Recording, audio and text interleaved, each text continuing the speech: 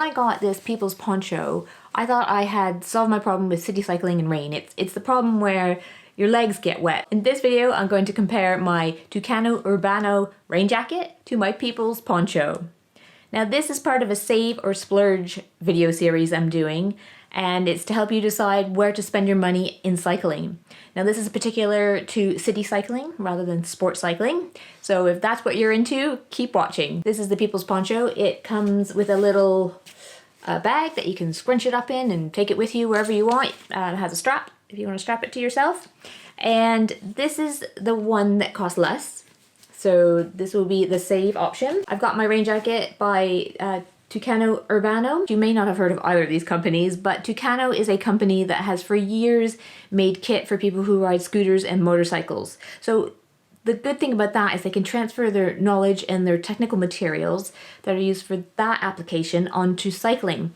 And there's a lot of similarities. Obviously, you're exposed to the environment, you need wind protection and rain protection, so I think it's a really good crossover. So when they contacted me about trying out their jacket, I was really keen to do so because I had high expectations basically because they'd have all that knowledge to apply to the jacket. Let's go over the pros and cons and what I liked. When I got this Peoples Poncho, I thought I had solved my problem with city cycling and rain. It's the problem where your legs get wet. So if you're wearing your normal clothes and you're not changing when you arrive where you go, arriving with a dry core but drenched legs is not ideal. So this solves that problem. They both solve that problem. The poncho's way to solve that is you put the front of the poncho up over your handlebars and your legs are covered.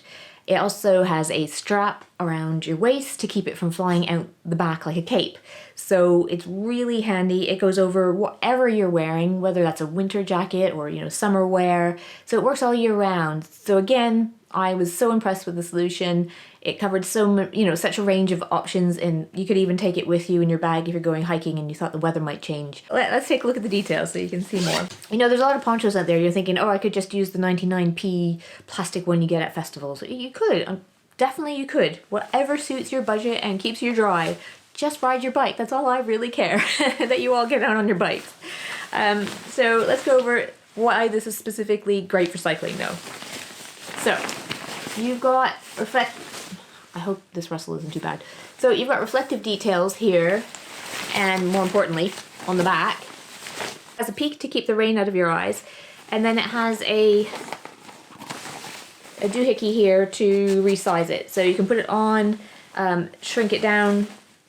But I've had it under my helmet. I suppose you could put it over your helmet as well, potentially, because it is quite big. Then there's ones on the side. However, for the most part, I don't use hoods, just for better vision on the sides. I don't, it's not a big deal if my head gets wet, and I have caps as well. So, but for those of you who like hoods, it's there. So next up, it's got its closure, so rain won't get in if it's open, and allows it to be slipped over your head more easily. And then you can do it up for if it's, a colder day and you want more wind protection around your neck. This one has a front pocket. There you go. Just perfect for your phone and wallet. I found when you have the jacket over your handlebars, it can weigh it down a little bit and then creates an area for a pool of water to form. So maybe you have other options for your phone, put it elsewhere, but if you don't, your phone will be safe and dry in the pocket. So that's an option. As I mentioned, there's a waist strap. So there you go. It's elastic. Should fit just about anyone, and its purpose is to stop it flapping on the back. And I think that's what makes this cape work so well. It's the details like that. Lastly, if you should decide to wear it off the bike, it's got these snaps. You do them up, and what you do in doing that, you create a sleeve. So now that's an armhole with the snaps. And yeah, so if you're walking in it, it stops it from flying around so much. Now, there's only so much styling you can do with a poncho. One size fits all. That is true. Nathan's worn it. He's used it to meet a friend before. Fits him. I really go for functionality. I want to arrive dry and then I can get it off and pack it away in its pouch. I should mention that the quality of that rain jacket is fantastic. That material is not cheap. It's a decent thickness without being overly heavy and thick because you want to be able to crunch it down into that pouch. And it is rainproof. It's never let any water through for me. And it rains a lot in Bristol and it rains hard here. So it's been thoroughly tested and it does the job. The last thing about the poncho that I really like, and similarly to this jacket, but particularly for the poncho, you get a lot of airflow underneath. So In the summer, that's fantastic because sometimes when you put a rain jacket on, you get the boil in a bag effect where you're sweating. So you're not getting wet from the rain coming down, but you're getting wet from the sweat on the inside of your jacket. So you don't have that problem with that poncho or this jacket because you've got the airflow coming up underneath. The Tucano Urbano, again, like the cape, has reflective detailing. In fact, this little logo is reflective. When you open it up, you've got this stripe of reflection. And on your cuff, there's another bit of reflection. So that's really great when you're signaling because you have a little reflective bit on the edge of your hand and your cuff. And if you're not cycling and you're wearing this, it just tucks away like that. The magic is here. You unzip and you get this extra bit of material.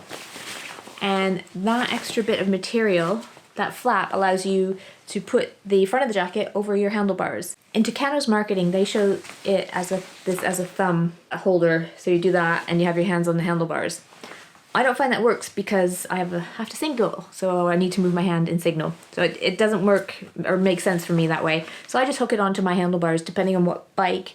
I hook it different ways. The Brompton is different than my Brody, just because the shape of the handlebars are different. But I try to find a way to hook that bit on the bike handlebars so that my hand is free. And you can size it with this little thing here so that you can pull through more elastic if you need it or tighten it if you need less. So there's a lot of little details in this jacket like that. So it did take me a few uses to discover them all, and I'm wondering if there's more I haven't discovered yet. But yeah, it has pockets, and the pockets zip, which I like when I'm on my bike because I don't want to get home and find I've lost my keys. Like the poncho, it has a hood with a sizable, you can tighten it, and also on the sides you can tighten it, again, to get it as close to your head as you can to keep your vision as good as possible. It has a smaller peak, but it does have a little tiny peak there with a reflective detail. And then another really great thing detail-wise of this one is, I don't know if I can make it so you can see. You can see all the seams are taped on there. It's vented. So really good, again, keeping you ventilated so you don't build up sweat from the inside and overheat.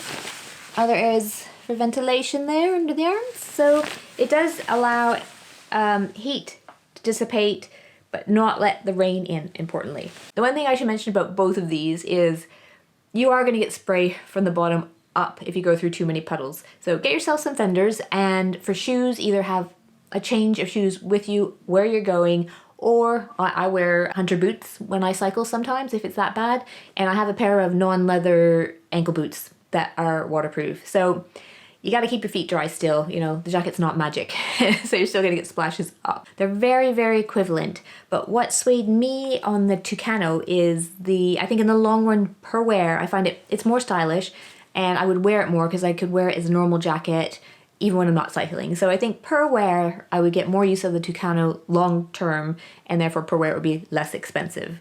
The poncho, though, does have one feature and one benefit that the Tucano one doesn't, in that your hands are underneath the poncho on the handlebars, covered. So your hands stay warm and dry. So with the Tucano one, you're gonna have to get some waterproof gloves or a way to keep your hands warm and dry in the winter. As far as the other way around, the jacket is less like a sail. So the poncho I mentioned has the waist straps, which is great, keeps it from flapping out in the back.